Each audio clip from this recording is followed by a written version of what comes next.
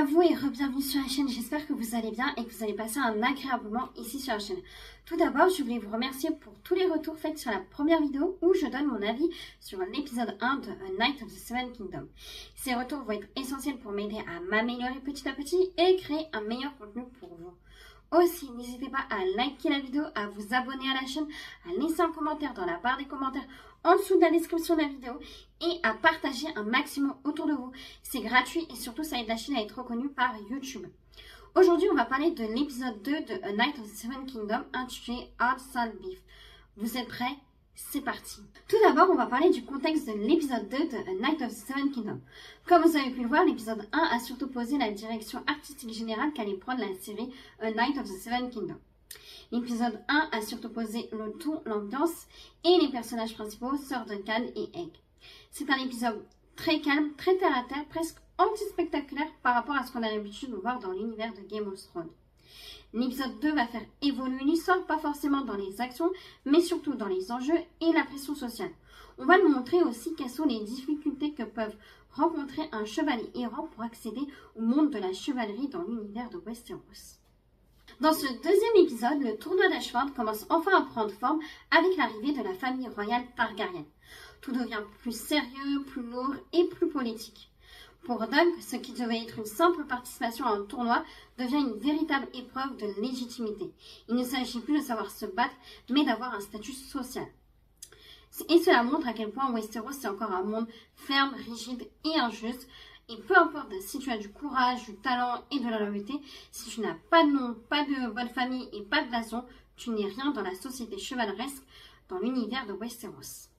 Après avoir vu le contexte de l'épisode 2 de A Knight of the Seven Kingdoms, maintenant on va parler des points positifs et négatifs de cet épisode. Déjà, premier gros point fort, les personnages et surtout le personnage de Dunk. Dans cet épisode, Dunk est le cœur émotionnel de la série. On n'est pas face à un héros classique, charismatique et surtenu. On est face à un jeune chevalier errant, maladroit, impressionné par ce monde qui le dépasse. Et ce qui fonctionne très bien, c'est que la série prend le temps de le mettre dans des situations très simples, comme négocier, demander de l'aide, justifier sa place et essayer de comprendre les règles sociales. Toutes ces situations, elles sont presque banales pour nous, mais ça rend le personnage encore plus crédible aux yeux du spectateur. On sent qu'il n'est pas prêt, pas à sa place, et surtout nous, on voudrait qu'il réussisse à devenir chevalier au tournoi d'Ashford. C'est une vraie réussite en termes d'écriture et de jeu d'acteur. Deuxième point fort, le ton très sérieux de l'épisode qui montre très clairement l'importance des enjeux autour du tournoi d'Ashford. Dès que les Targaryens arrivent, l'atmosphère change complètement, tout devient plus lourd, plus intense et plus solennel. On comprend que ce tournoi n'est pas juste un simple jeu ou spectacle, c'est une vraie épreuve sociale, politique et physique. Et ça donne beaucoup de points à chaque scène. Troisième point fort, le mélange des tons comiques, aventureux et dramatiques qui ont été super bien dosés dans cet épisode.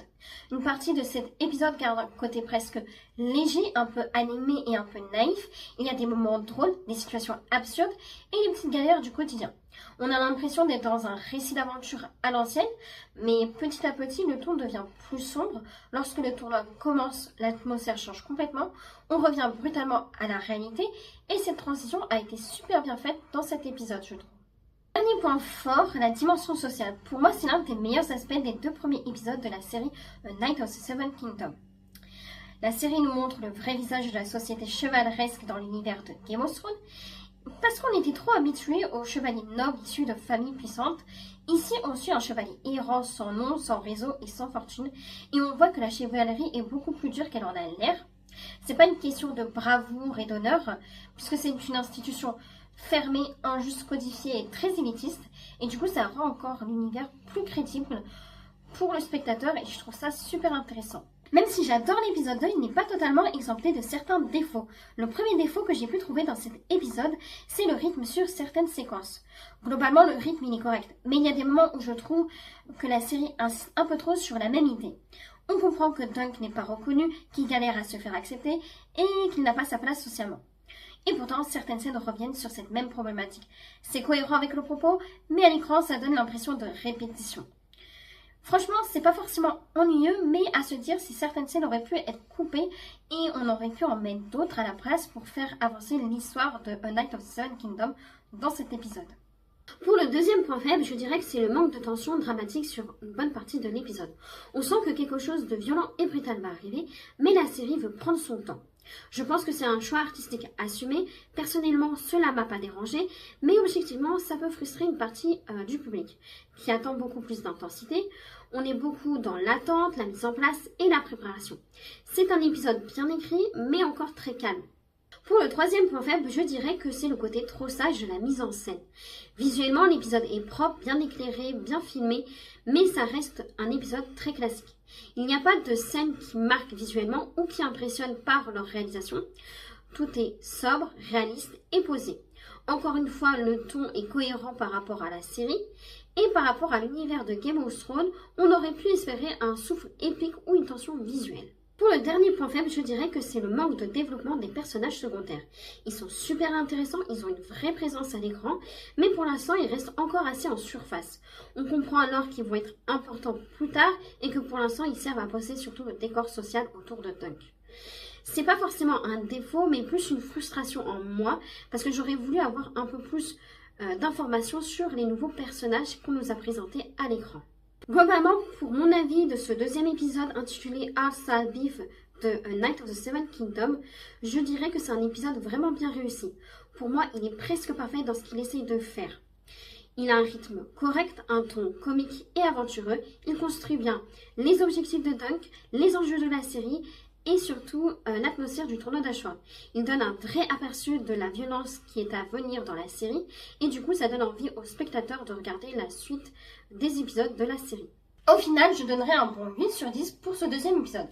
Pourquoi? Parce que Hard Style Beef fait exactement ce que doit faire un bon épisode 2. Développer les enjeux de la série, construire le personnage de Dunk et montrer que devenir un chevalier dans l'univers de Westeros n'est pas une question de talent, mais une question de statut et de reconnaissance.